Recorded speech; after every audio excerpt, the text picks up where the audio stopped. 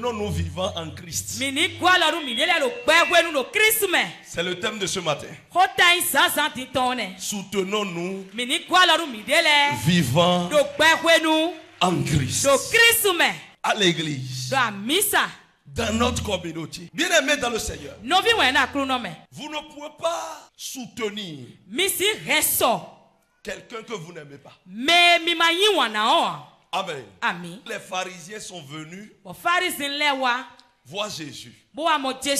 Et ils ont posé la question à Jésus.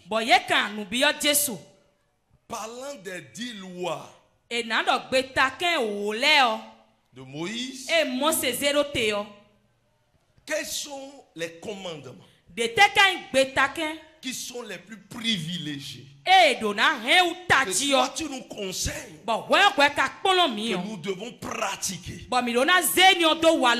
Alors Jésus a résumé tout en 2 commandements. Le premier était: tu aimeras l'Éternel ton Dieu. Le premier et le grand commandement.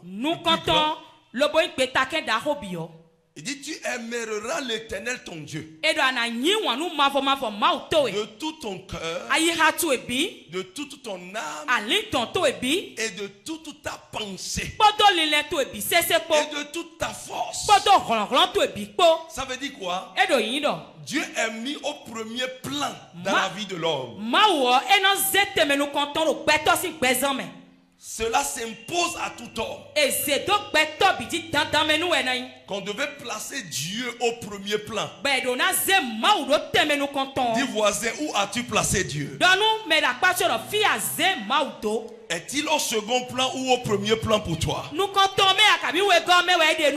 Si Dieu est au premier plan, dans ma vie je dirais Dieu d'abord. Et Dieu conduira ma vie. Et le second aussi, très merveilleux et précieux, s'agissait de: tu aimeras ton prochain comme toi-même.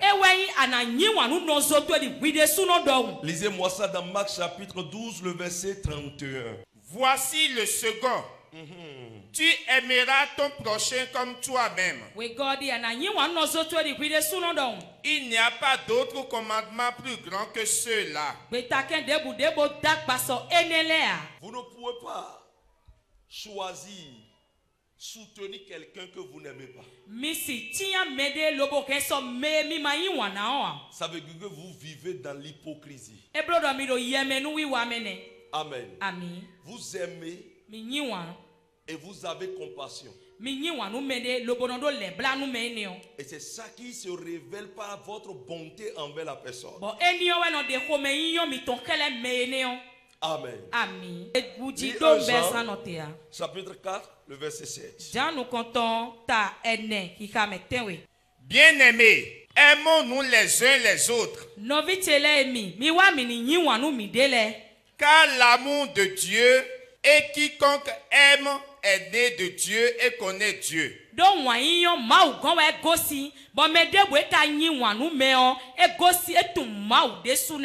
Bien-aimés, aimons-nous les uns les autres. Aimons-nous les uns les autres. Car l'amour est de Dieu. Car l'amour est de Dieu.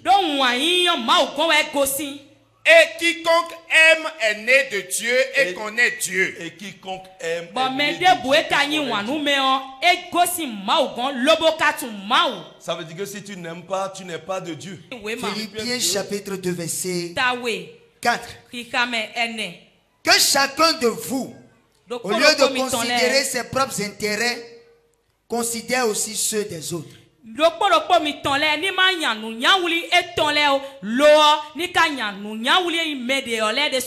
Colossiens 3, 13. Supportez-vous les uns les autres. Et si l'un a sujet de se plaindre de l'autre, pardonnez-vous réciproquement. De même que Christ vous a pardonné, Pardonnez-vous aussi. Romains 12, 5. Ainsi, nous qui sommes plusieurs, nous formons un seul corps en Christ et nous sommes tous membres les uns des autres.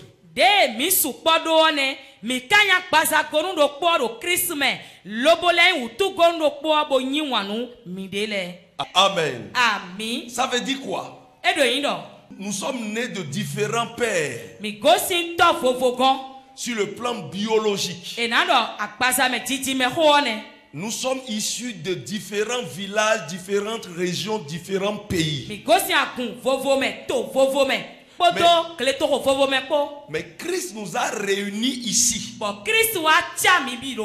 Et nous sommes devenus un seul corps en Christ. Ça veut dire que chacun de nous constitue en même temps un membre au niveau du corps. Bien-aimé dans le Seigneur, si tu vois ton prochain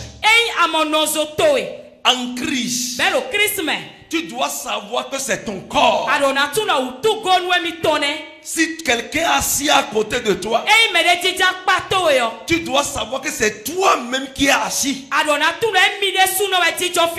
Amen. Amen. Bien-aimé dans le Seigneur, au moment où tu sais que ton prochain, c'est un membre de ton corps aussi, tu prendras soin de lui. Tu seras attentif à lui.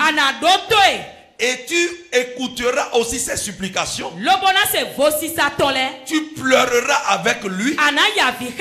Et tu célébreras aussi avec lui. Amen. Amen. Bien-aimé dans le Seigneur, ceci, l'amour pour son prochain a disparu dans le corps de Christ. La Bible dit dans les derniers temps, quand l'avènement de Christ se rapproche, la charité de plusieurs se refroidiront. La charité se refroidira dans plusieurs. Et chaque personne cherchera lui seul son intérêt. Si mon frère pleure, ça ne me dira rien. L'homme deviendra de plus en plus insensible à la douleur de son frère, à ce que son frère traverse. Bien-aimé dans le Seigneur, le Seigneur sait. Voilà pourquoi il nous appelle. Bien-aimé, si ton frère est souffrant, sache que c'est toi qui es souffrant. Je vais vous donner un exemple. Écoutez-moi. Si Christ est la tête de l'église et que nous sommes tous des membres, ça veut dire que nous sommes unis en Christ. Il y a l'unicité qui est décrit là. Mais je vais vous donner un exemple. Si je suis blessé, là où je suis blessé au pied. Pourquoi c'est les yeux qui pleurent?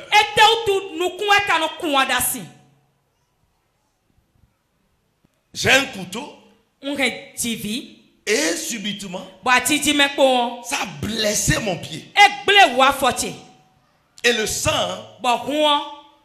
sortait, jaillissait, et je sentais la douleur.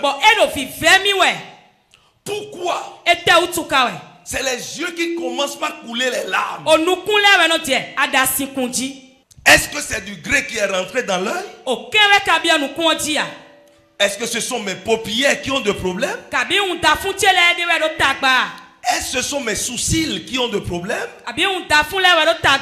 Mais c'est le pied. C'est peut-être mes orteils qui sont blessés.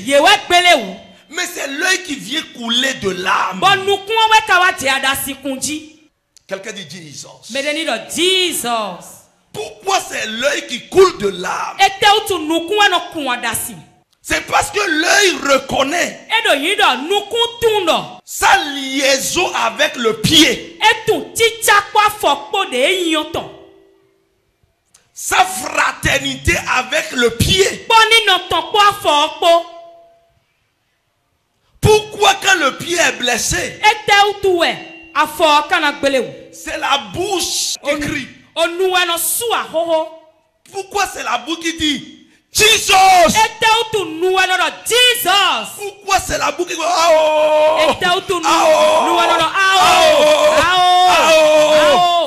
Ça veut dire quoi? L'un ne vit pas sans l'autre. Aucun membre ne vit pas sans l'autre.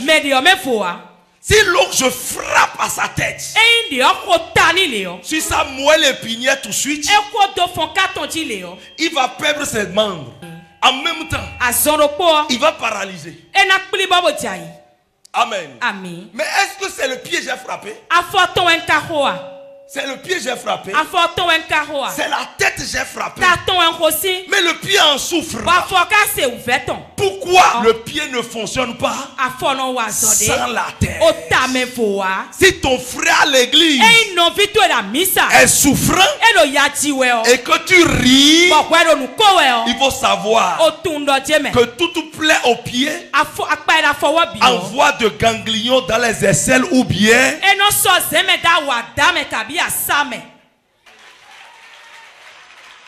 écoutez, quand vous êtes blessé à la main, vous allez constater de ganglions au niveau de vos aisselles.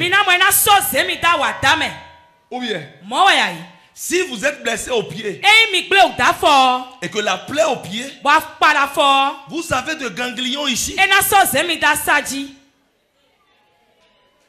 Ou bien, et ce n'est plus la plaie qui vous donne la fièvre, mais c'est votre ganglion qui vous donne la fièvre. Écoutez-moi, il y a quelque chose à déplorer. Et c'est ça que je vous donne comme exemple. Si là où je suis, je vais vous dire une chose. Si là où je suis, je tombe, ici je meurs, il y a certaines personnes qui vont souffrir toute leur vie. Vérité. Certaines personnes, ça ne leur dira rien. Ils diront, il y a plus d'églises, il y a trop de prophètes. J'irai c'est ce prophète. Laissez-moi vous dire, Dieu a confié les brebis à chaque homme de Dieu. Et si Dieu t'a confié à ce ministère, pour que tu puisses avoir le résultat de ce dont tu as besoin, si je décède ici et que Dieu n'a pas pris le tablier et a remis à quelqu'un parmi nous, et que tu sors, tu pars ailleurs, l'homme de Dieu peut prier fatigué. Tu n'auras aucun signe. Si nous reconnaissons que nous sommes un, nous devons nous protéger les uns les autres. Pour dire, si celui-ci tombe, je tombe aussi. Si l'autre subit, je subis aussi. Le problème de l'autre, c'est aussi mon problème. Écoutez-moi. Nos parents disent, si tu vois de l'étincelle dans la maison de ton voisin, sur le toit de ton voisin, et tu ne cours pas à son secours pour éteindre ce feu, sois rassuré que ce même feu va finir par brûler ta maison.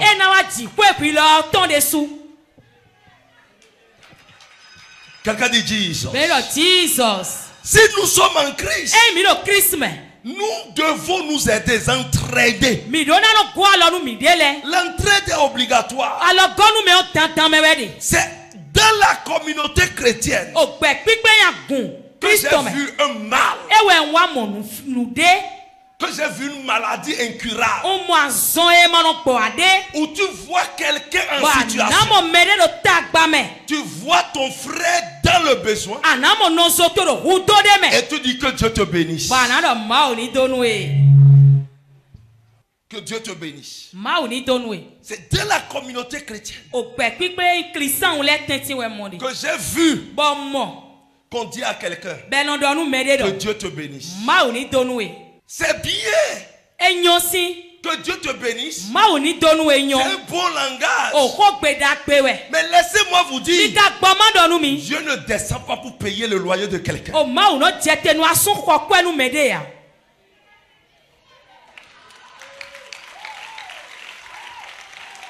Dieu ne descend pas pour donner de la nourriture physiquement à quelqu'un. Quelqu'un dit Jesus. Quelqu'un dit encore Jesus. Écoutez-moi correctement. Nous sommes en train de perdre nos valeurs, nos talents dans le corps de Christ. Nos valeurs et nos talents. Je vous donne un exemple simple. Quand vous prenez par exemple les artistes, les 70% des artistes mondains, les 70% ont pour origine l'église. Quand vous enquêtez, vous verrez qu'ils ont vécu à l'église. Ils ont vécu. Ils ont commencé dans une chorale. Ils ont commencé dans une communauté chrétienne. Mais plus tard, ce don est catapulté dans le monde et devient utile pour les mondains. Est-ce que vous savez pourquoi? Il y a deux choses. La première des choses, l'orgueil de l'intéressé, de celui qui a reçu le talent. Amen. Ne pas servir Dieu jusqu'au soir est aussi un acte d'ingratitude.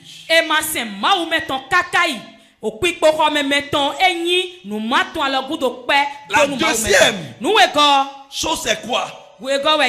Que je voulais attirer votre attention. Quelqu'un dit faute de soutien.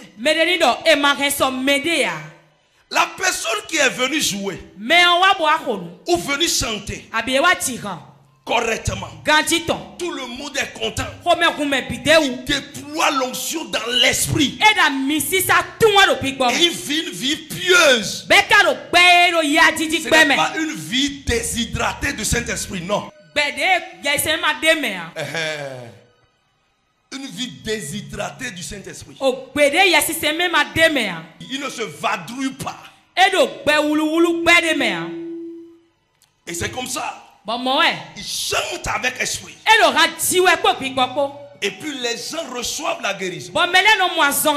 Les cœurs sont ravivés. L'intimité, la gloire de Dieu est descendue. Et nous tous, nous sommes en joie. Et nous rentrions à la maison.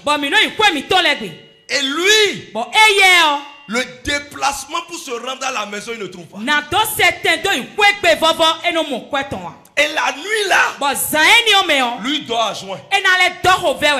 Le dimanche qui suit, vous l'utilisez. Il rentre. Il dort à juin. Bien aimé, ne sois pas surpris de le voir comme DJ dans un bar.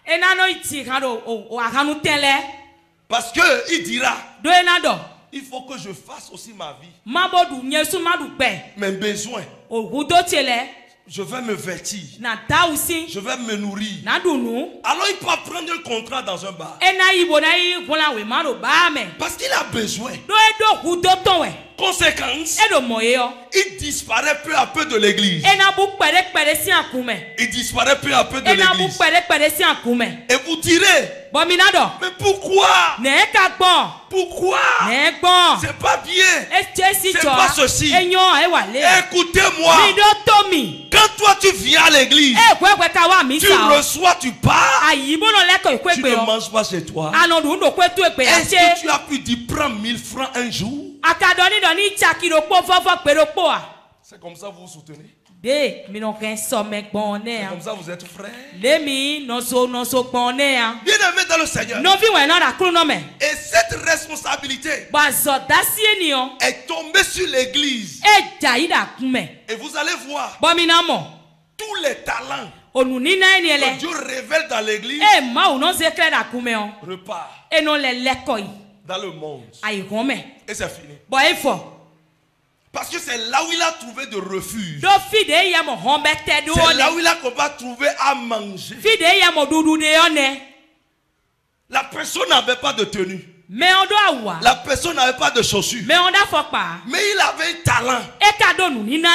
Mais ce talent qu'il déploie, si on n'aide pas sur le plan physique, ce talent finira par disparaître. C'est ça aussi. Les hommes de Dieu que nous sommes. Je bénis le Seigneur. Sinon ce don de Dieu en moi, cet appel-ci, serait mort. Je l'ai déployé. Je l'ai déployé pour servir. Servir au-delà de mon âme. Mais aucun soutien. Il n'y a pas ce pasteur sur mon parcours qui dira qu'il m'a donné 5000 francs un jour. Ni ancien et fidèle d'église. Il n'y en a pas. Un jour j'étais mourant. Tout le monde sait que je vais mourir. Tout le monde. Quand quelqu'un vient, il n'arrive même pas à prier. Les gens commencent par couler les larmes seulement. Personne ne sait que je vais me relever. Mais j'étais tellement zélé. Il n'y a rien qu'on faisait à l'église sans moi. J'étais pas mieux. Et je faisais tout. Bien aimé, personne n'a payé paracétamol pour moi. Un jour je me suis relevé et je suis venu à l'église. Oh, bonne arrivée frère. C'est comme ça que nous allons nous aimer. C'est comme ça que nous allons nous soutenir. Bien aimé, ce que je dis aujourd'hui, la charge est sur l'église. Responsable pour la caisse de l'église. Quand quelqu'un, un ouvrier a de problèmes, c'est à nous. Quand un ouvrier va manger, c'est nous. Bien aimé, c'est très dangereux. C'est très dangereux. La charge dépasse l'église.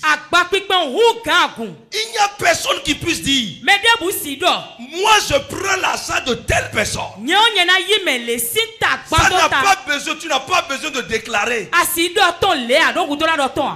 Dis voisin, m'aimes-tu? Réponds-lui en même temps, je ne t'aime pas. Tu n'as jamais posé un acte d'amour. L'amour n'est pas seulement mon frère, ah, ça va aller, ça va. Non, on ne soutient pas seulement comme ça. Le dysfonctionnement Au niveau de quelqu'un dans l'église, apporte du ganglion dans la vie de nous tous. Comment est-ce que tu es dans une communauté? Et tu ne chercheras pas que la communauté évolue. Tous les pasteurs que vous voyez, ils cachent ce qu'ils traversent. Mais l'autre ne se soutient pas. Écoutez-moi. Quand l'homme de Dieu réfléchit tout le temps, si l'œuvre devient difficile pour lui, ça n'a aucun avantage pour vous. Pourquoi l'on ne veut pas se soutenir? Et on dit qu'on est enfant de Dieu. Bien aimé dans le Seigneur. Beaucoup de gens disent à l'église, les gens ne prennent pas de l'argent avant de jouer. Oui. Mais vous allez voir que le résultat ne sera pas bon. Pourquoi? Le monsieur a beaucoup de soucis. La personne ne sait pas ce qu'il va manger. Il peut ne rien poser à l'église.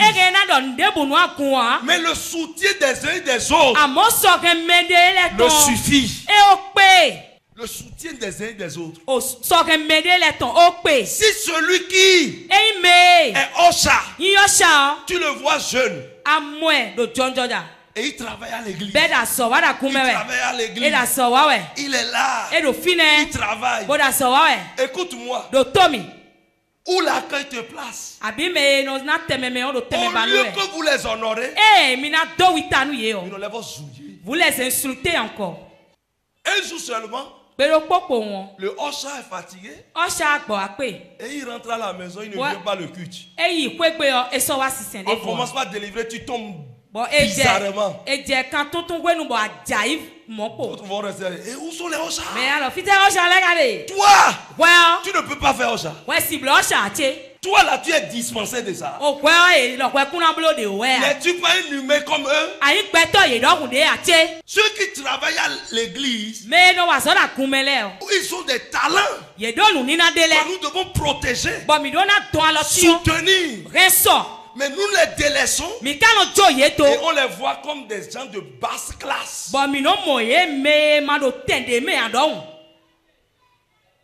Les gens de basse classe. Les gens qui ne savent rien. C'est comme les pasteurs, le pastorat. Quand on voit les pasteurs, c'est ceux qui n'ont pas de travail qui font le pastorat. C'est les paresseux. C'est ceux qui ont abandonné l'école si vite. Donc c'est eux qui font ça. Donc on peut les traiter comme on veut. Quelqu'un dit Jesus. Dis à ton voisin, il faut changer ta mentalité.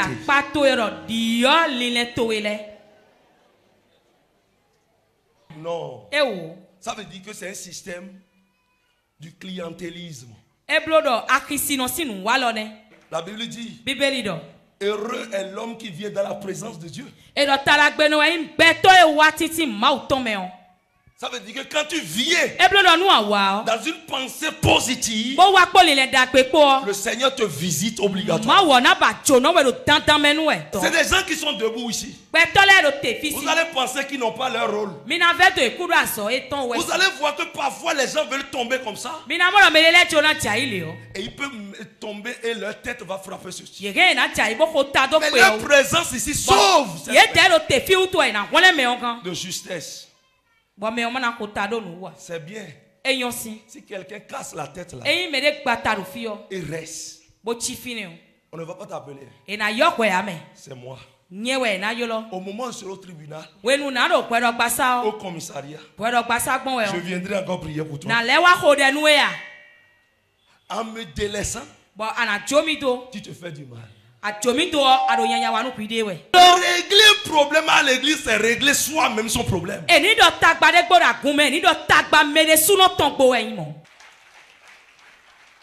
Quelqu'un dit Amen. Dis Seigneur, bénis-moi pour que j'aide l'église. Nous devons nous soutenir. Écoutez, Écoutez-moi. Nous sommes devenus de plus en plus méchants. Au point où, quand notre frère est malade, on s'en fout de lui. Et on est même content du fait que la personne a subi ce problème. Écoutez-moi. Ça peut être un pécheur. Quelqu'un ici n'est pas pécheur. Ça peut être quelqu'un qui avait mal agi et Dieu l'a corrigé. Si Dieu corrige la personne, ce n'est pas à nous de le corriger, mais nous devons plaider son cas devant le Seigneur. Mais quand la personne a des situations, on prend en même temps Pierre. Il faut le crucifier, il faut le lapider. Dis voisin, chacun a son toucher le coiffeur. Quand tu veux payer chez le chrétien, ton frère, c'est comment faire pour que son commerce soit détruit. Mais quand tu as l'argent, tu pars au dehors. Tu es un panier. Est-ce qu'on cède comme ça? Vous allez voir un frère en douleur. Un frère peut-être emprisonné. Un autre peut-être à l'hôpital. Nous sommes tous des mortels et nous ne savons pas le vent qui va souffler chaque jour. Tu ne demandes même pas. Ça ne te dit rien. Non. Bien-aimé, ton frère est pleuré. Ça ne te dit rien. On n'a pas pitié de son prochain. Il y a d'autres qui sont venus aujourd'hui. Parce qu'ils ont cousu de nouveaux habits. Ils ont porté de nouvelles chaussures. C'est au milieu des femmes surtout.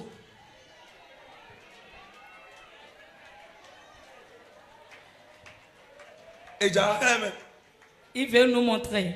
Il y a certaines.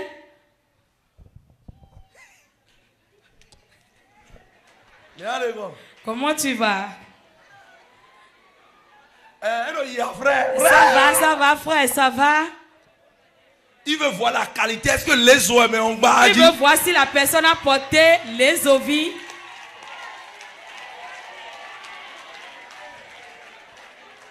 Tu es venu à l'église pour contrôler les os de quelqu'un. Ah ouais, mais ça va mais on parle les os. Bien aimé. Non, personne n'a su qu'un jour cache-nez aura de valeur. Mais un jour cache-nez a eu de valeur.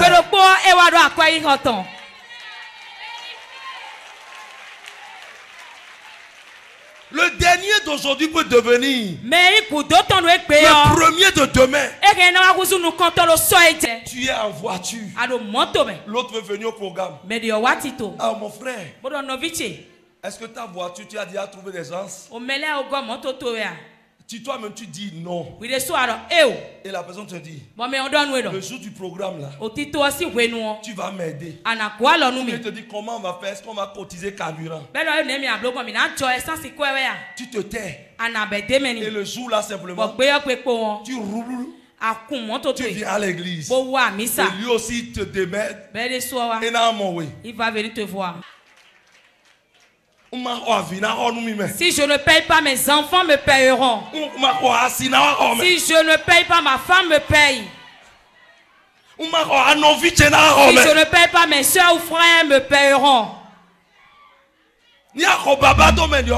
Si tu fais de la boue contre l'autre sur la voie, là où le vent part, personne ne sait. Quelqu'un dit Jesus. Jesus. Bien-aimé dans le Seigneur.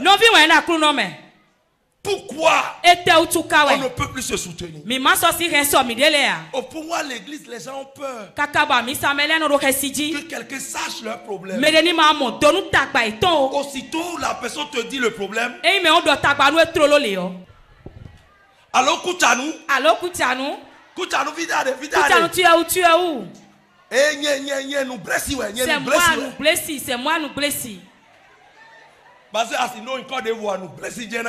que tu n'auras pas d'autre nom que le nom de blessé. Quelqu'un dit Jesus. Jesus. Et tu l'informes. La personne est surprise. La semaine prochaine, que l'information a déjà pris par toute l'église. S'il passe, il aura honte. Vous êtes dans l'église comme ça? Non, disons-nous la vérité. Vous allez à l'église comme ça? Vous êtes chrétien comme ça? Nous sommes dans quoi? Nous sommes dans quoi? Le monde est en train d'être détruit. Vous allez voir les pasteurs. Beaucoup de pasteurs ont des problèmes. Beaucoup ont la tension. D'autres, leurs femmes partent à l'hôpital, les césarisent. Alors que ce sont eux qui prient pour les autres et puis ils trouvent solution. Ils ne peuvent jamais dire ça. S'ils disent ça, l'église sera troublée. Ça a amené d'autres pasteurs jusqu'à aller faire des inséminations pour faire bébé.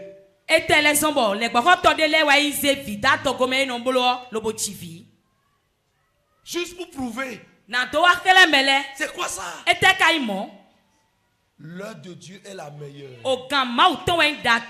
Si moi je vis avec enfant, c'est mon garçon. Et celui-ci vient sans enfant. Cela ne veut pas dire que l'année prochaine, dans 10 ans, il n'aura pas d'enfant. Mais de la divine, il y a certains qui ont fait des enfants. Et les enfants sont dans les ponts là-bas. Et ceux qu'on avait insultés, et son enfant est devenu ministre.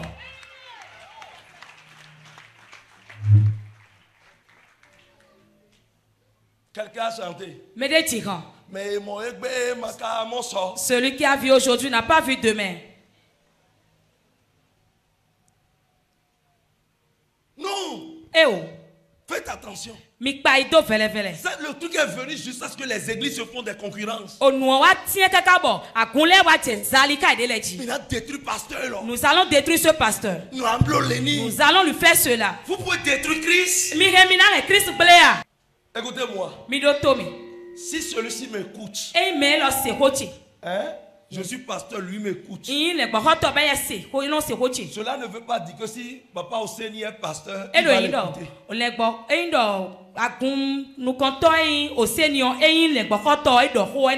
C'est dit quoi? Son église est ministère international Jésus vivant. Moi, mon église est transfiguration de Christ. Il est avec moi, il m'écoute. Et il est docile. Ça veut dire quoi? Son esprit est dompté par mon esprit. Alors celui-ci commence par me combattre. Le jour où mon église se ferme, il dira qu'il aura quelqu'un. C'est celui-ci qui veut. Si celui-ci va vers lui, c'est lui qui va l'assassiner. Parce qu'il peut le désobéir. Alors que lui n'a pas appris à recevoir les coups. Quand son cœur va recevoir les coups de la part de celui-ci, c'est fini, ça crée des problèmes. C'est ça la vie. Ou bien tu vas à l'église, ton frère a amené quelqu'un. Ou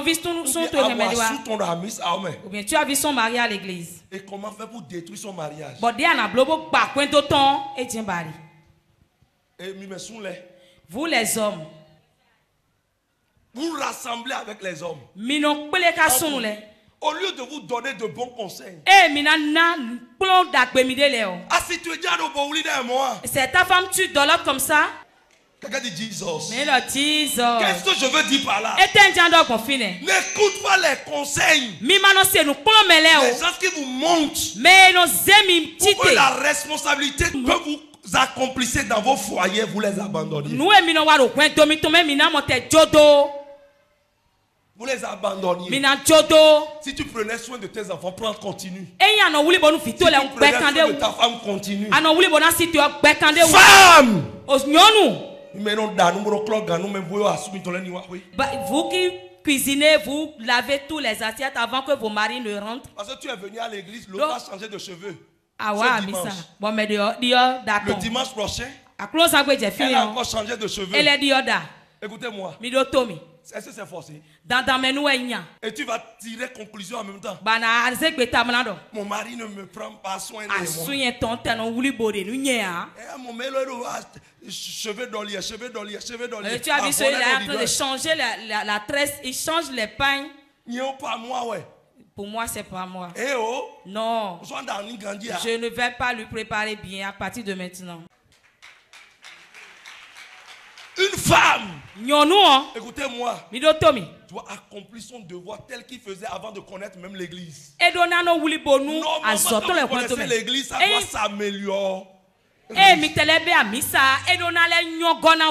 doit s'améliorer. Vous transitez des comportements. Vous vous amenez à l'église. Laissez-moi vous dire. Il n'y a pas de bénédiction en Christ s'il n'y a pas d'entraide. Dans Hébreux 13, à partir du verset 1er dit, si je parle en langue et que je n'ai pas la charité, je ne suis rien. Je suis comme un cymbale qui résonne. Je peux m'asseoir bien à l'église. Et un vieux va venir. Il sera avancé dans l'âge. Et on a manque de chaises. Papa, venez vous asseoir. Il n'y a plus ce comportement. Si je voyais des gens venir comme ça à la banque, alors que toi tu es en rang, les gens sont là, on a autorisé le vieux à aller au milieu après 4e personne. Les autres vont hey, non, alors que cet homme peut te faire comme enfant, vieux. Tu oublies que demain toi aussi tu seras vieux. Ça m'a fait pitié le jour là. Tous sont refusés. Alors je suis allé voir le chef service. Il dit, si vous agissez comme ça envers les personnes âgées, ce n'est pas bien. Fermez mon compte. Tu veux quitter la banque si? Alors l'autre est sorti, il m'a dit, c'est quoi? Qu'est-ce qui se passe? J'ai dit, voici le vieux. Il dit, amen. On l'a envoyé dans le bureau. C'est au bureau on l'a servi. Parce que j'ai dit, je vais fermer mon compte. Vous devez réagir comme ça par vous. On doit voir les fruits de l'esprit en vous. Et le vieux est sorti. Quand il voulait partir, il dit, mon fils, qu'est-ce que tu fais dans la vie? J'ai dit, je suis pasteur. Il a dit que ton église va développer. Ça se passe ou bien ça ne se passe pas? Bien aimé, la bénédiction a des principes. Le jour où tu reconnais, tu commences par pratiquer, Dieu commence par t'élever. Si j'aime mon frère, on l'a choisi comme responsable, j'accepte. Et je me soumets à son projet pour conduire l'église. Je dis non. Vous allez voir certaines personnes, ils étaient engagés. Ils sont là. Ils ne ratent pas les cultes. Ils ont des décisions. Ils couvrent beaucoup de choses. À un niveau donné, vous allez les voir relâchés. Relâchés. Quelque temps. Ou c'est quelqu'un qui l'a vu dire, oh, pourquoi tu cours comme ça? Moi j'avais couru comme ça. Ils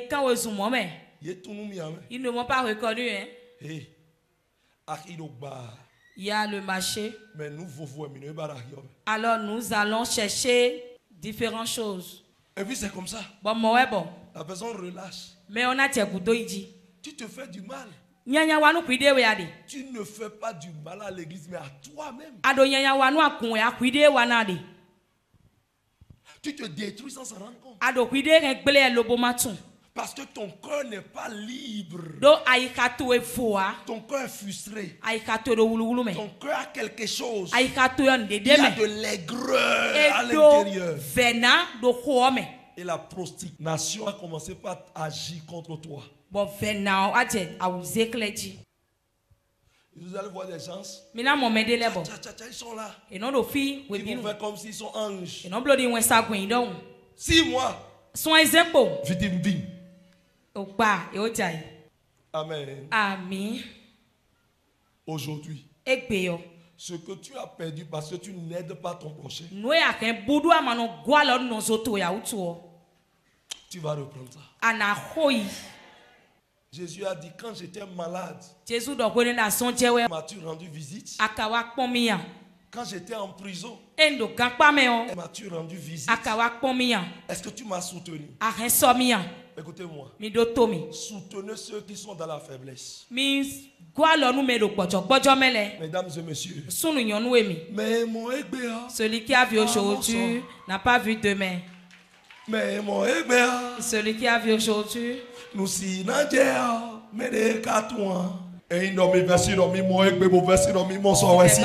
qui a vu aujourd'hui la vie demain. Il y a les meilleures choses devant et vous ne savez pas. Mais celui qui a sa main sur la tête de ses prochains. Repentez-vous rapidement.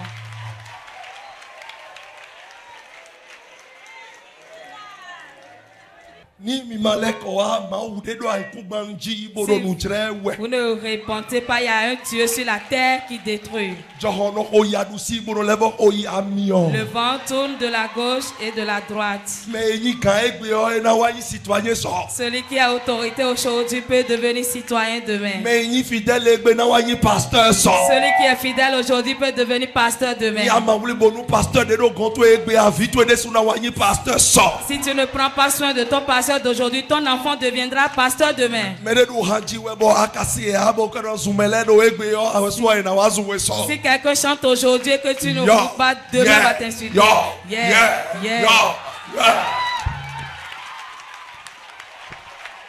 Que Dieu vous bénisse. Mais si maman celui qui ne respecte pas notre maman aujourd'hui.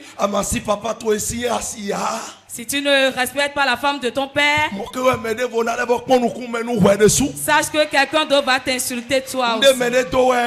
C'est ce que l'homme a semé qu'il récolte. Personne ne sème le maïs et ne récolte. Quelqu'un dit Jesus. Que Dieu bénisse quelqu'un.